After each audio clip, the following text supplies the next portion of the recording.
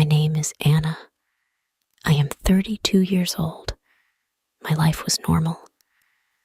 I had a job, a home, and a husband I loved. We were together for 8 years. I thought we were happy, but I was wrong. One evening, I was making dinner. I waited for my husband, Daniel, to come home. He was late.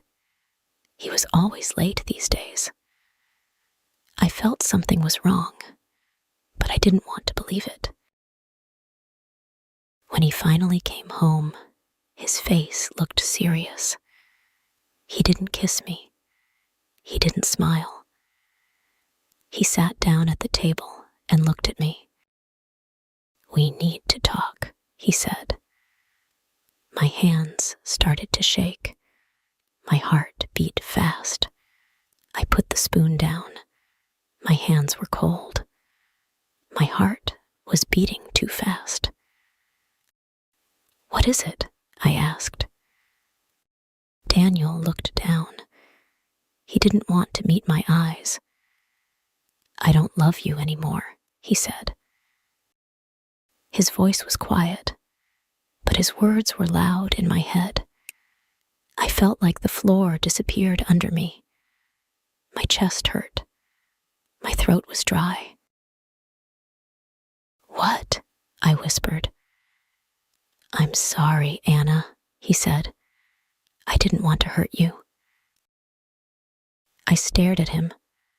My husband, the man I loved, the man I trusted, and now he was breaking my heart. I wanted to ask, why? What did I do? How can you stop loving me? But no words came out. "I met someone else," he continued. "It wasn't planned. It just happened."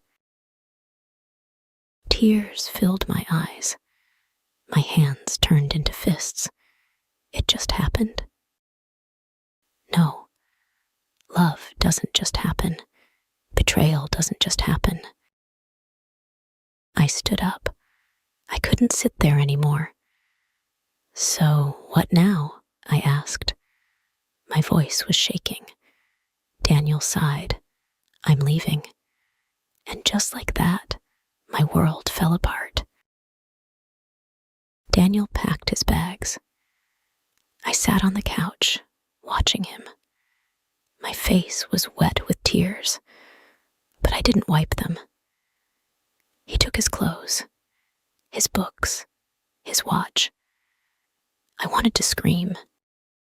I wanted to throw his things out of the window. I wanted to beg him to stay. But I did nothing. He stood by the door. "I'm really sorry," he said again. I didn't answer. He sighed. Then he opened the door and left. I sat there, frozen. I heard his car drive away. I heard the silence in the house. Then I broke. I cried. I cried so hard that my whole body hurt. I hugged my knees and rocked back and forth. My heart felt too heavy. My chest felt too tight. I cried until my head hurt, until my throat burned, until I had no more tears left. And then I sat in the dark, alone. The next morning, I woke up and forgot for a second. I reached for Daniel's side of the bed. It was empty. And then I remembered. Pain hit me again, like a knife in my chest. I got up. I walked around the house. His things were gone. His smell was gone. But his ghost was everywhere. His empty chair at the table. His coffee mug in the sink. His slippers near the door. Everywhere I looked, I saw him. But he wasn't there. I I went to the bathroom and looked in the mirror. My face was pale. My eyes were red. I didn't look like myself. I touched my ring. I couldn't take it off. Not yet. I was alone. The days after that were the hardest. I stopped eating. Food had no taste. I stopped sleeping. Every time I closed my eyes, I saw him. At work, I pretended to be fine. I smiled at my coworkers. I answered emails. But inside, I was broken. People told me, "You will be okay." But I didn't believe them. Nights were the worst.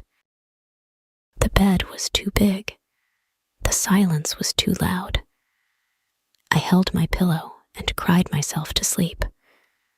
Sometimes I picked up my phone and wanted to text him, but I didn't, because I knew he was with her now. One day, I went to the store. I walked past a coffee shop, and then I saw him, Daniel. He was sitting at a table with a woman. She was young, beautiful. She laughed at something he said. He looked happy. My stomach dropped. My hands felt cold. I wanted to run. I wanted to scream. But I just stood there, watching. Then he looked up. Our eyes met. For a second, I saw something in his face. Shock, guilt, pity. I didn't wait to find out. I turned around and walked away. Tears burned in my eyes, but I didn't cry. Not this time. I walked fast. Then I ran. I ran until my legs hurt, until my heart felt like it would explode. When I got home, I locked the door. I sat on the floor, and finally, I cried.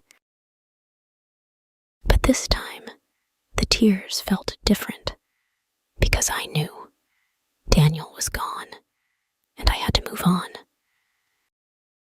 The next morning, I took off my wedding ring. I made myself breakfast. I drank coffee. I sat by the window and watched the sun rise. It still hurt. It would hurt for a long time. But I wasn't going to let this pain destroy me. One day, I would be happy again. One day, I would wake up and not think of him first. One day, I would love again. But today, I would survive. Thank you for listening to this story. Life is full of difficult moments, but every ending is also a new beginning. No matter how hard the pain is, time will heal and new happiness will come. If you enjoyed this story, please share, and subscribe for more emotional stories.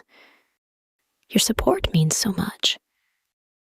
See you in the next story.